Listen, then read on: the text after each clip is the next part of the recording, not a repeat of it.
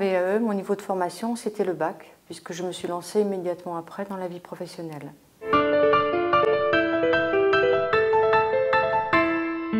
Pour bénéficier d'une VAE, je me suis adressée au CUFCO, le Centre universitaire de la formation continue, puisque le diplôme que je visais était proposé par l'Université d'Angers. J'ai complété auprès de cet organisme un livret de recevabilité où j'expliquais mon parcours et je revenais de manière assez synthétique sur mon expérience.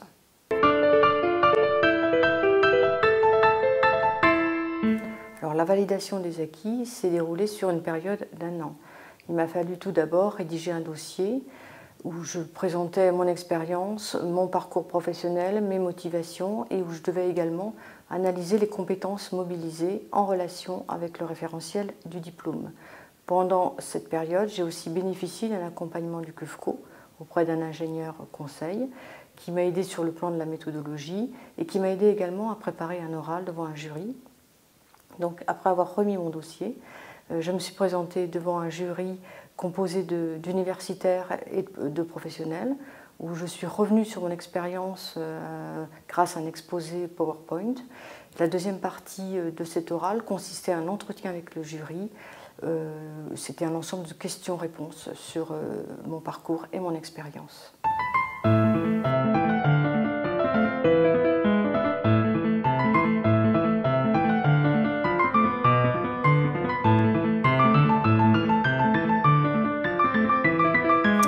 Le DAU a été une réelle opportunité pour moi pour reprendre mes études, car avant j'étais mécanicien et je souhaitais devenir infirmier.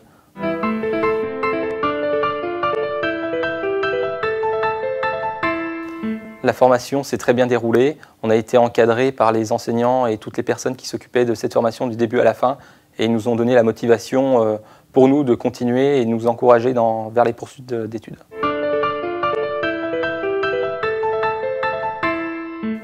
À la suite du DAU, j'ai passé les concours infirmiers, ce que je voulais faire. J'ai été sur liste complémentaire à Rennes, donc je n'ai pas été pris. Donc en parallèle, j'ai décidé de m'inscrire en L1 IMS, Ingénierie et Management de Santé, à l'Université d'Angers. Je compte poursuivre mes études et passer les concours infirmiers en mars-avril 2013.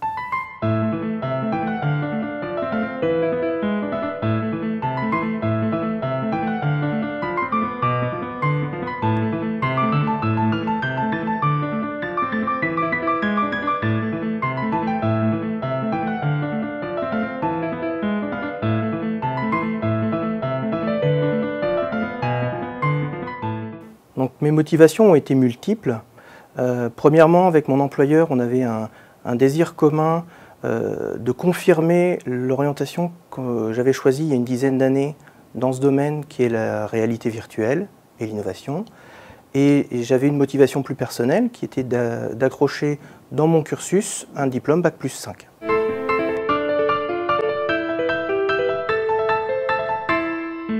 Donc, les ressources qui ont été mises à ma disposition sont, de par l'inscription de cette formation à mon plan de formation et des budgets exceptionnellement alloués à la réforme du ministère de la Défense, j'ai pu bénéficier d'un maintien de mon salaire ainsi que d'une participation aux frais d'inscription et aux frais de déplacement.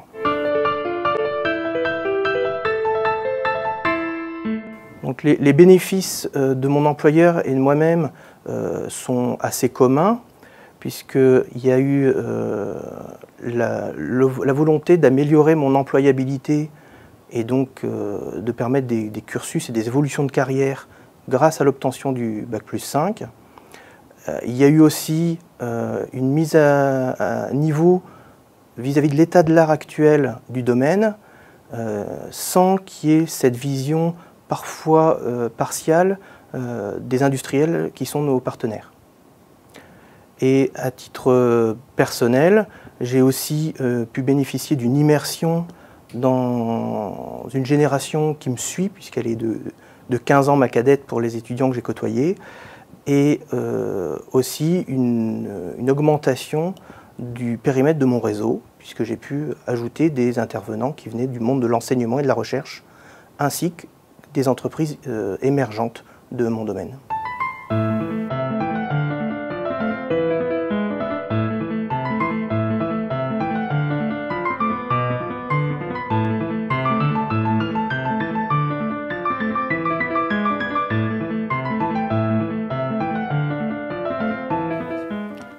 congé individuel de formation est un dispositif légal qui permet à un employé salarié en CDI, voire en CDD selon certaines conditions, de pouvoir obtenir l'accord de son employeur pour une absence de longue durée, pendant laquelle il pourra suivre une formation diplômante, formation de remise à niveau, ou alors une formation qui va lui permettre de changer complètement de secteur d'activité et de remettre en question sa carrière.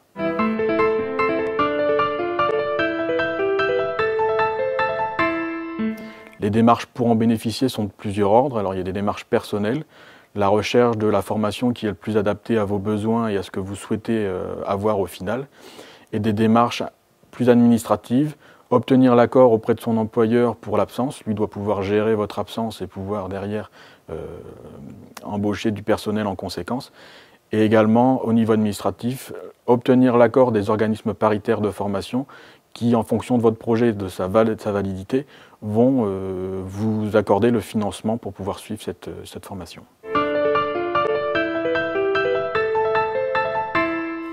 Les projets d'avenir sont le retour chez mon employeur, puisque je suis toujours salarié, avec une reprise de poste telle que je l'occupais auparavant, à ceci près que j'aurai de nouvelles fonctions, des fonctions un petit peu plus importantes au vu de l'obtention de la formation.